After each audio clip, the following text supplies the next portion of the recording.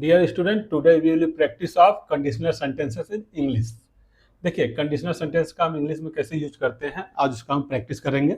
ठीक है। अब जैसे कंडीशनल सेंटेंसेस क्या होते हैं, लाइक यदि मैं बोलूंगा तो आप सुनेंगे, मम्मी आएंगी तो खाना बनाएंगी, मैं जाऊंगा तो वह आएगी, आप मेहनत करोगे तो आपका फल मीठा होगा। तो इस तरह के जो सेंटेंसेस होते हैं उसको इंग्लिश ग्रामर में कैसे करते हैं। ठीक है, जैसे यहाँ पर कुछ एग्जाम्पल है, अब इसको देखिए। इसमें क्या लिखा है, यदि तुम सुनोगे तो आपको समझ में आएगा, तो इसको क्या हो जाएगा, इफ यू लिसन कमा यू विल अंडरस्टैंड, ये होगा। बट आपके अकॉर्डिंग क्या होना चाहिए, आप बोलोगे सर ये तो फ्यूचर सिंपल में ये तो बराबर है, फ्यूचर इंडेफिनिट होगा, यू विल अंडरस्टैंड। बट तुम सुनोगे, यू विल लिसन आना चाहिए, मीन्स आपके अकॉर्डिंग ये होना चाहिए, इफ यू विल लिसन कमा यू विल अंडरस्टैंड। आपके अकॉर्डिंग ये होना चाहिए। ठीक है, बट ये क्या है, रॉन्ग है। क्यों रॉन्ग है, आपको पता होना चाहिए। जो हमारा यदि इफ के बाद आने वाला यदि कोई सेंटेंस फ्यूचर में होता है तो उसको हम प्रेजेंट सिंपल में करते हैं, मीन्स प्रेजेंट इंडेफिनिट में करते हैं। तो ये हमारा ये क्या रहेगा, ये हमारा रॉन्ग रहेगा, ये हो जाएगा if you listen you will understand. ठीक है, यदि तुम आओगे तो मैं जाऊंगा। देखिए, यदि तुम आओगे ये तो फ्यूचर में, बट इसको हम करेंगे किसमें, present indefinite means present simple में करेंगे।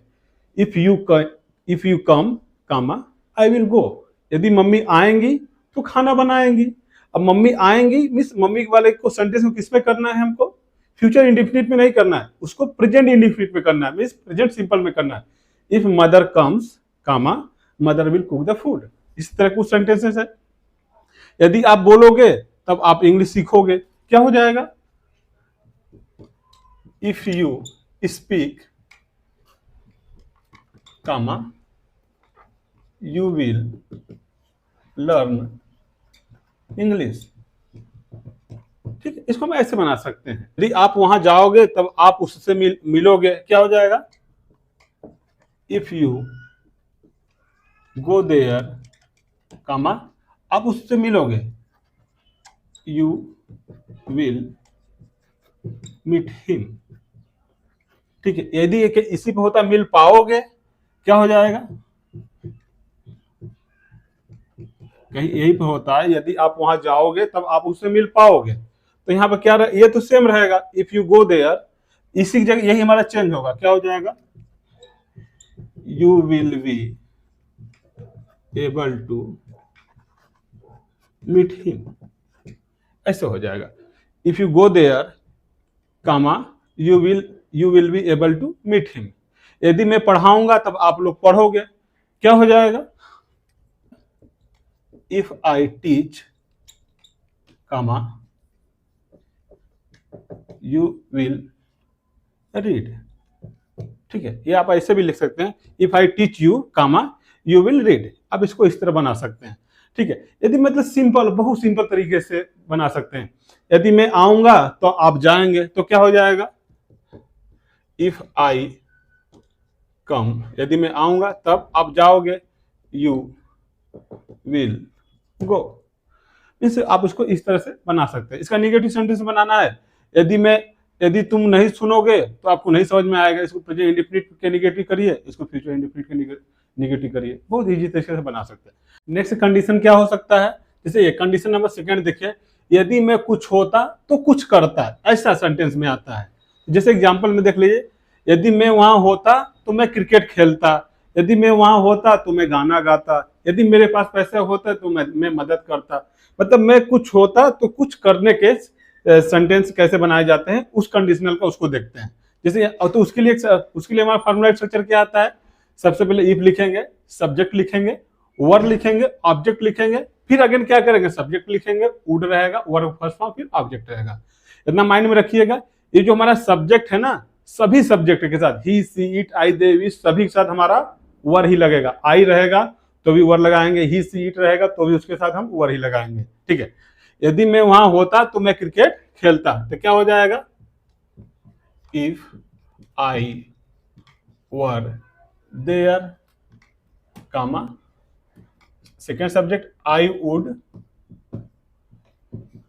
Play the cricket. ठीक है, यदि यही होता, यदि तुम वहां होते तो तुम गाना गाते, तो क्या हो जाता, if you were there you would sing the song, ऐसे हो जाता है। नेक्स्ट, यदि मैं वहां होता तो मैं आपकी मदद करता, क्या हो जाएगा, if I were there comma I would help you. इसको इस तरह से बना सकते हैं। नेक्स्ट, यदि तुम बेंगलोर में होते तो आप इंग्लिश बोलते हैं, क्या हो जाएगा, if you were in Bengaluru comma you would speak English.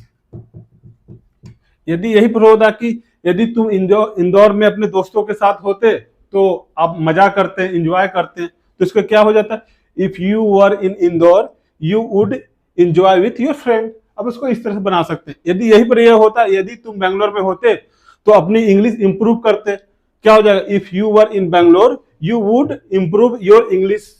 अब इसको इस तरह से बोल सकते हैं। यदि यदि वह यहां होता तो वह मुझे गाइड करता, क्या हो जाएगा, if he were here, comma, he would guide me। मतलब इस तरह से हम इसको बना सकते हैं। यदि मैं पढ़ाता तो आप लोग पढ़ते, आप लोग इसको बहुत इजी तरीके से बना सकते हैं। जो मैं बोला ना, यदि मैं पढ़ाता तो आप लोग पढ़ते, इसका ट्रांसलेशन आप लोग कमेंट में कीजिएगा। ठीक है, ये तो हमारा ये सेकेंड कंडीशन हो गया। थर्ड कंडीशन देखते हैं हम। देखिए, इस तरह के कंडीशन में क्या होता है, तो इसमें ऐसा रहता है कि या होता तो जाता, मतलब उसमें हम कुछ होते तो कुछ हो जाता। ठीक, जैसे यदि आप बेंगलोर में आए होते तो आप इंग्लिश सीख गए होते, यदि आप यहाँ आए होते तो आप अपने आप को इम्प्रूव कर लिए होते, यदि आपने ध्यान से सुना होता तो आपको इंग्लिश आप सीख गए होते, यदि आप ज्यादा बोलते तो आप अपने आप को इम्प्रूव कर लेते। देखिए, इसमें कुछ होता तो ये हो जाता। इस तरह के जब आते हैं तो उसका ट्रांसलेशन कैसे बनाते हैं, उसका फॉर्मूला स्ट्रक्चर देखिए। सबसे पहले क्या लिखेंगे, इफ लिखेंगे, सब्जेक्ट रहेगा, हेड रहेगा, वर्ब का थर्ड फॉर्म ऑब्जेक्ट रहेगा। फिर सेकंड के लिए क्या हो जाएगा, हमारा सब्जेक्ट रहेगा, वुड हैव रहेगा, वर्ब का थर्ड फॉर्म रहेगा, ऑब्जेक्ट रहेगा। कोई अदर वर्ड है तो अदर वर्ड लिखिए, अदरवाइज उसको छोड़ दीजिए। ठीक है, आगे बढ़ते हैं। देखिए, यदि आप बेंगलोर में आए होते तो इसको हम किस में बनाएंगे, यहां से उठाइए, यहां तक, if you had come to Bengaluru, कमा, अब यहां पर आ जाइए, इस वाले सब्जेक्ट के लिए, इसके लिए आप इंग्लिश सीख गए होते या सीख जाते तो क्या हो जाएगा, you would have, वर्ड का थर्ड फॉर्म, learned English। ठीक हो गया। यदि आप बेंगलुरु में होते तो आप इंग्लिश सीख गए होते। If you had come to Bangalore you would have learn English. यदि आप यहां आए होते, देखो ये है ना यहां तक, इस वाले सेंटेंस को इसके अकॉर्डिंग करिए, क्या हो जाएगा, if you had come here, हो गया, यहां कामा दीजिए। देखिए, आप यहां आए होते, इतना हो गया, if you had come here, तो आप अपने आप को इंप्रूव कर लेते हैं। इस वाले को इसके अकॉर्डिंग कीजिए, क्या हो जाएगा, यू वुड हैव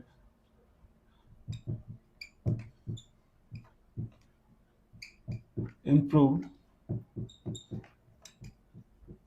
योरसेल्फ।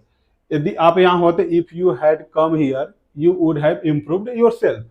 ठीक है, नेक्स्ट, यदि आप ध्यान से सुना होता तो आप इंग्लिश सीख गए होते, क्या हो जाएगा, ये है ना यहां तक, इसको इसके अकॉर्डिंग आइए, if you had listen carefully, comma, if you listened carefully you would have learned। अब देखिए यहाँ पे क्या है, इंग्लिश, यहाँ पे इंग्लिश लिख दीजिए। ठीक है, यदि यही पे होता कि यदि आप ध्यान से सुने होते तो आप हिंदी सीख जाते, तो यही बस कुछ नहीं करना है। If you had listen carefully you would have learn. English की जगह आप क्या करिए, हिंदी कर दीजिए। ठीक है, यदि आपने ध्यान से पढ़ा होता तो आप पढ़ाना सीख जाते। तो अब क्या करना है, यहाँ पढ़ाने की जगह जहां लर्ट है वहां पर टाट लिख दीजिए, इसमें हो सकता है। ठीक, यदि आप ज्यादा बोलते हैं तो आप अपने आप को इंप्रूव करते हैं, क्या हो जाएगा, देखिए यहाँ ना, इसको अकॉर्डिंग करिए। If you had spoken more, finish हो गया। अब ये इसको improve your self, you would have improved your self. ठीक है, देख रहे हैं बहुत, यदि यही होता है कि यदि आप ज्यादा से ज्यादा बोलते हैं तो आप अपने आप को इंप्रूव कर लेते। तो यहाँ पे क्या होता है, you had spoken more and more, you would have improved yourself. यदि यहीं पर होता कि यदि आप ध्यान से सब कुछ सुनते हैं तो आप इंग्लिश सीख गए होते। तो if you had listen everything carefully you would have learn English. ठीक है, तो आप इसको इस तरह से बना सकते हैं। नेक्स्ट क्या है, चाहिए के केस में, जैसे मैं ऐसा, आपके पास पैसे हैं तो आपको गरीबों की मदद करना चाहिए। देखिए इस कंडीशन में क्या होता है, पास है तो करना चाहिए। तो मिस इसमें क्या, एक कंडीशन नंबर 4 है। मैंने क्या बोला, चाहिए के केस में, कि जैसे मेरे पास ये होता तो मुझे ये करना चाहिए, आपके पास ये है तो आपको ये करना चाहिए। ठीक है, तो जैसे यहाँ एग्जाम्पल देखिए, यदि आपके पास पैसे है तो गरीब की मदद करना चाहिए। यदि आपके पास ज्ञान है, नॉलेज है, तो आपको पढ़ाना चाहिए। यदि आपके पास पैसे हैं तो आपको खर्च करना चाहिए। ठीक है, तो इस तरह का ट्रांसलेशन कैसे करते हैं, ये तो इतना तो आपको पता है। सूट का यूज आप जानते हैं, उड सूट कूट, इसका यूज आपको पता है। नहीं पता है तो डिस्क्रिप्शन में लिंक है, आप लोग उसको देख लीजिएगा। सूट का इतना तो पता है, सब्जेक्ट रहेगा, सूट रहेगा, वर्ब फर्स्ट फॉर्म ऑब्जेक्ट। अब इधर भी आपको क्या है, यदि मेरे पास पैसे हैं तो इफ रहेगा, सब्जेक्ट रहेगा, हैज या हैव रहेगा, ऑब्जेक्ट रहेगा। सेकंड वाले के लिए क्या रहेगा, सब्जेक्ट रहेगा, सूट रहेगा, वर्ब फर्स्ट फॉर्म ऑब्जेक्ट रहेगा। ठीक है, चलिए करते हैं। यदि आपके पास पैसे होते, इसके लिए आप ये लगाइए, क्या हो जाएगा, इफ यू हैव मनी कामा, गरीब की मदद करनी चाहिए, तो क्या हो जाएगा, you should help the poor. ठीक है, नेक्स्ट, यदि आपके पास ज्ञान है तो आपको पढ़ाना चाहिए, क्या हो जाएगा, इसी के अकॉर्डिंग आइए। इफ यू हैव नॉलेज कामा, आपको पढ़ाना चाहिए, क्या हो जाएगा, यू शुड टीच। बस अब यही होता है कि यदि आपके पास नॉलेज है तो आपको बच्चों को पढ़ाना चाहिए, तो यहाँ पर टीच टू चिल्ड्रेन हो जाता, मतलब if you have knowledge comma you should teach the children. ठीक है, आगे बढ़िए।